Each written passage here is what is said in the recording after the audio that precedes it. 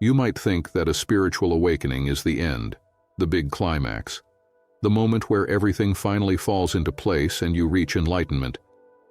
But what if I told you it's only the beginning? What if I told you that no one truly prepares you for what happens next? Because yes, you've uncovered a deeper truth. You've felt what it means to wake up, to break free from old patterns and beliefs. But why does it feel so different now? Why does it seem like the magic has disappeared? This is a phase few people talk about. The silence after the storm. The changes in your body. The disconnection from others. The strange feeling of emptiness, even though you know you've reached something profound. Today, I'm going to take you through what really happens after a spiritual awakening. Stay until the end. This will answer so many questions you've been asking. Remember how intense everything felt when you were in the middle of your awakening? It was as if the universe was constantly communicating with you. Signs, synchronicities, repeating numbers. As if you were living in a magical movie where everything suddenly had meaning. And then suddenly, it all goes quiet. The signs disappear. The deep revelations don't come in waves like they used to. The euphoria of discovery fades into the background, and that can be scary. You might wonder, did I lose something? Have I lost my spiritual connection? But here's the truth. This silence isn't a sign of loss. It's a sign of integration. Everything you've learned and experienced has now become a part of you.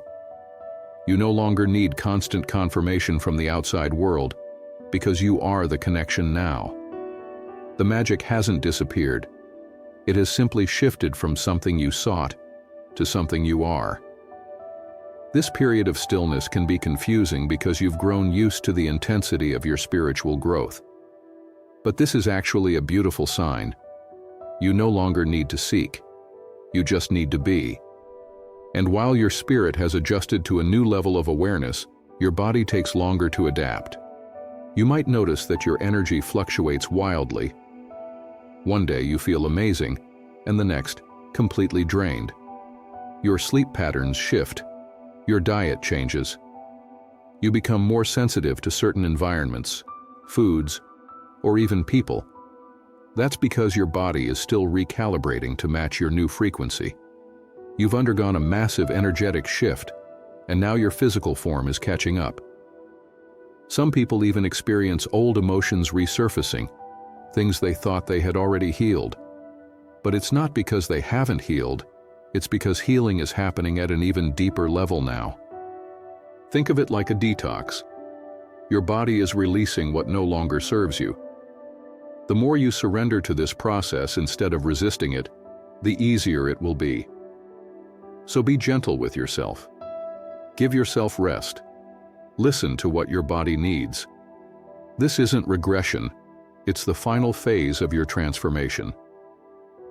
One of the most unexpected and painful parts of life after awakening is the feeling that you no longer fit in with the people around you. Maybe you've noticed that your friends seem different, that conversations that once interested you now feel empty, that the people you used to connect with suddenly seem distant. And that can feel lonely, really lonely. But please remember this. You haven't failed. You haven't changed too much. Your frequency has simply shifted. And not everyone around you will be able to grow with you. Some relationships will fade naturally. Others might end suddenly. And that hurts, not just because you're losing people, but because you're also letting go of a part of your old self. But here's what I want you to know. Making space for your new self means making space for people who truly align with who you are now. You are not alone. You're just on your way to finding your true soul tribe. At some point, you might notice that life around you seems to return to normal.